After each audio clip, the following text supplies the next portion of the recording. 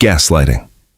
Almost everyone has heard the word gaslighting, but many people don't fully understand what it means or realize they may have experienced it themselves. Gaslighting is when someone slowly makes you question your own reality. It usually isn't loud or obvious. Most of the time, it's quiet and subtle, like someone changing the story little by little until you begin wondering if you're the one who's wrong. You remember an event clearly, but they insist it never happened. You tell them something hurt you, and instead of listening, they say you're overreacting or being too sensitive. Before long, you start trusting their version of events more than your own. That's what makes gaslighting so damaging. It doesn't happen overnight. It builds slowly through small moments, one conversation, one denial, one dismissive comment at a time. Eventually, you begin questioning everything, your memory, your feelings, and your instincts. It can happen in romantic relationships, families, friendships, and even at work. No matter where it happens, the pattern stays the same: confusion, self-doubt, and silence. Once someone convinces you that your reality can't be trusted, controlling you becomes much easier. So what can you do? Start getting things straight in your own mind. Write important conversations down if you need to. Trust your emotional response, even when someone tries to rewrite the situation. You don't need anyone else's approval to believe what you've lived through. The clearer your understanding becomes, the harder it is for anyone to manipulate it. And the moment you stop trying to prove yourself to someone who's pretending not to understand, you begin taking your power back. Love bombing. This tactic isn't talked about as often, but it's just as common. Love bombing feels incredible at first, and that's exactly why it's so effective. It begins with overwhelming attention, not steady care or genuine affection. Suddenly, you're everything to someone. They can't stop talking to you. They tell you you're perfect. They start talking about a future together after only a couple of dates. Your phone is filled with non-stop texts, late-night calls, endless compliments, and unexpected gifts. Everything happens so quickly that you barely have time to think. Instead of getting to know someone naturally, it feels like you've been swept into a whirlwind. At first, nothing seems wrong with that. After all, who doesn't like feeling wanted? But that's the trap. Love bombing isn't really about you. It's about creating an emotional rush that's difficult to walk away from later. Once you've become attached to that feeling, everything changes. They become distant. The attention disappears. They pull away emotionally. You start asking yourself what you did wrong.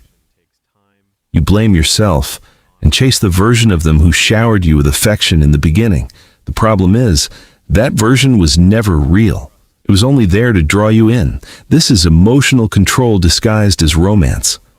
You'll often see it in toxic relationships, narcissistic behavior, and trauma bonds.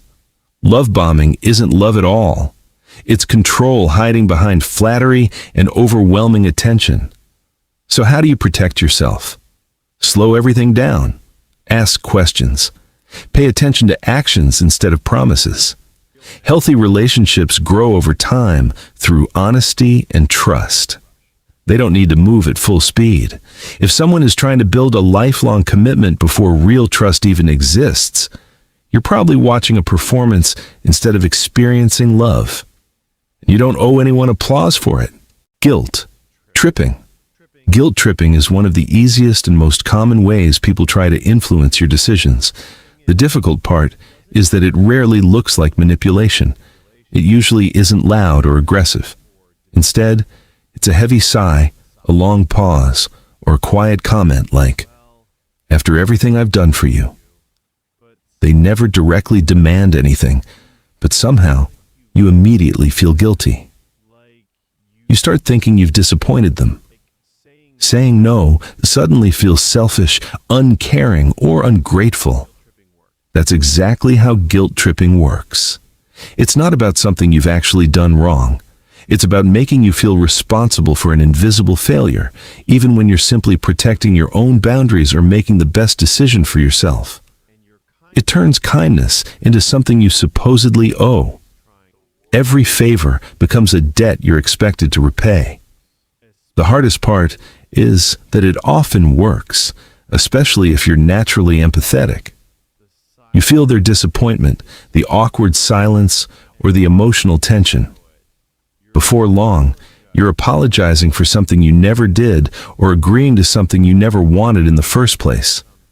You'll see this in families, friendships, and romantic relationships. The message is always the same. If they can't convince you to say yes, they'll try to make you feel guilty for saying no. So how do you respond? Pause before reacting. Ask yourself one simple question. Did I actually do something wrong, or am I only being made to feel that way? Healthy guilt comes from violating your own values. Manipulated guilt comes from someone else's attempt to control you. You're allowed to keep your boundary even if someone dislikes it. Triangulation. Triangulation happens when someone brings another person into a disagreement instead of speaking directly with you. Instead of solving the issue, they create a social triangle. It rarely feels like an open argument. Instead, you suddenly hear things like, "Sarah agrees with me," or "Everyone thinks you're overreacting." That's not honest communication. It's a tactic. Triangulation makes you feel like you're no longer dealing with one person. Suddenly, it feels like an entire group is against you. Your voice becomes smaller simply because you feel outnumbered. You begin wondering whether you're actually the difficult one. That's exactly what the other person wants. Someone using triangulation isn't focused on solving the disagreement. They're focused on winning it by collecting support, shifting attention away from the real issue, and making you appear to be the problem. You'll often see this in unhealthy family relationships, where one parent complains about a sibling instead of speaking directly to them. It also appears in romantic relationships when one partner brings in a friend, an ex, or even a therapist to back up their side. Suddenly, you're no longer discussing one disagreement. You're defending yourself against an entire story that's already been written. That's exhausting, because you're no longer dealing with the original issue. You're dealing with someone else's version of events. So how do you handle it? Break the triangle. Say, "If you have an issue with me, talk to me instead of talking about me." Keep the conversation direct and straightforward. You don't need to defend yourself to someone who wasn't even part of the original discussion. And if the other person refuses to communicate directly, you're free to step away from the triangle completely. White knight. The white knight often appears to be the hero. They arrive with advice, concern, and solutions you never asked for. At first, it feels comforting. It seems like someone finally understands your situation. But in unhealthy relationships, the white knight often creates the very problems they later solve. They quietly create conflict behind the scenes. They slowly weaken your confidence, then comfort you once you're struggling. They warn you that someone is against you, then offer to protect you from the situation they helped create. They start the fire, then arrive pretending to put it out. Why? Because being the rescuer gives them influence. If you didn't need saving, they would lose that role. It's difficult to notice because it usually comes wrapped in kindness and concern, but their help often has conditions attached. Their goal isn't helping you become stronger. It's keeping you dependent enough that they remain important. If you begin solving your own problems, setting boundaries, or becoming more confident, they may suddenly become distant or accuse you of being ungrateful. So what should you do? Watch the pattern instead of the words. Ask yourself whether they're genuinely helping after problems happen, or quietly helping create those problems first. Healthy support helps you become stronger. A white knight needs you to stay dependent. Accept real help when it's offered, but don't hand over your independence. You don't need someone to rescue you. You simply need the space to stand on your own. DARVO method. DARVO is one of the most confusing manipulation tactics you'll ever come across. Once you understand it, you'll begin noticing it in many situations. The name stands for deny, attack, and reverse victim and offender. It's a way for someone to completely flip the conversation the moment they're confronted about something they've done. Here's what usually happens. You calmly bring up something that hurt you because you want to talk about it. First, they deny it. That never happened. You're imagining things.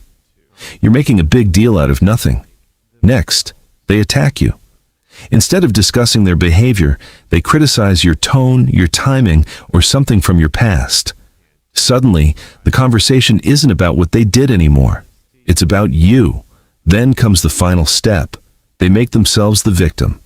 Now, they're the one who's been treated unfairly. They claim they're under attack. They act as though your honesty is somehow cruel. Before you realize it, you're defending yourself instead of discussing what happened. That's DARVO. It's more than emotional manipulation. It's a way of controlling the entire story. The person being confronted suddenly becomes the hero, the victim, or the one deserving sympathy.